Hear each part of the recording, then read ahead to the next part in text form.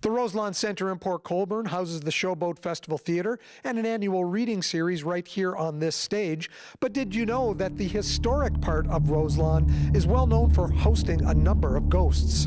The source is here, ready to strap on our proton packs and play like Peter Venkman as we go on a ghost walk of the historic 1860s building. Dave, we're here at Roselawn. What is your understanding about the paranormal activity that is present in this building? Well, it has a long history of being a place of paranormal activity. I've kind of read stuff online before actually becoming involved at Roselawn itself. There's lots of stories. Roberta, who was a house manager and did a lot of the cleaning here, had a lot of her stories before she retired, and she's shared those with us as well. Our experience comes from just the last few years of doing tours, paranormal tours in Roselawn itself, and documenting that sort of those experiences. The house was built in 1860, and it was built by a merchant who was also part of the, at the time, Humberstone Town Council. It's been lived in, it's been a residence for a number of different prominent people in Port Colborne's history. Are they the ones that are, I guess, haunting this building? Oh, there's lots of theories about who is haunting and what their purpose is. Everybody always says it's Mrs. Steele, the lady figure that they see. There's also stories of a child apparition, but there's no documentation of any child. The youngest person to die associated with the home that we know of was 18, so there was no actual child. But there is stories that they had some farmhands, and some of them may have had children, and that wouldn't have been documented just as a sign of the times.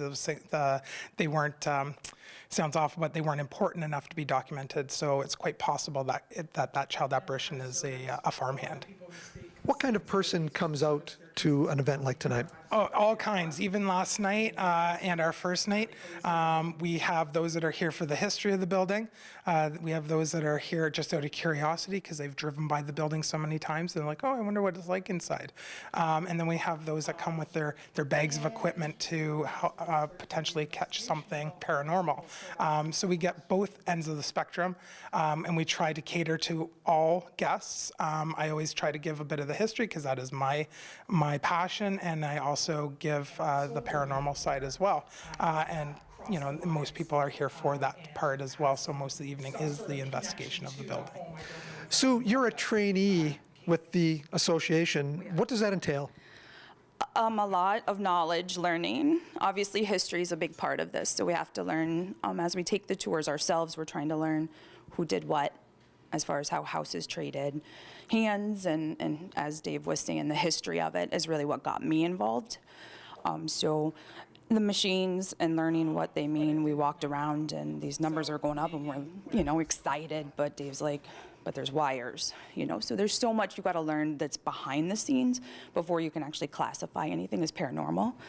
So I think the hardest part is probably learning, like I said, to run to the noise and not from the noise. So we travel fairly light during these events because we're here as guides as opposed to investigators, but we have our standard flashlights. I do have what's called a K2 meter, which picks up EMF fields within electromagnetic fields? Correct. And the stronger the field, the brighter the lights. So it goes from green to yellow, orange, and red. Generally, we use this more as a communication tool. So we will ask if there's something present that can communicate with us. We count down from 3 to 1, and we ask it to make the lights light up on the K2. And that's happened here at Roselawn? Actually, this has not been used at Roselawn yet. We've had it at other facilities and other historical places where it has been fruitful in giving us communication.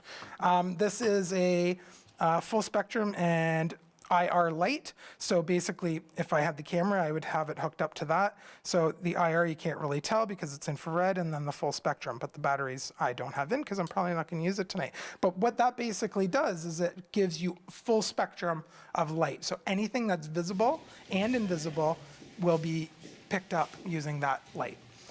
The Paranormal and Historical Association of Niagara is a non-profit organization.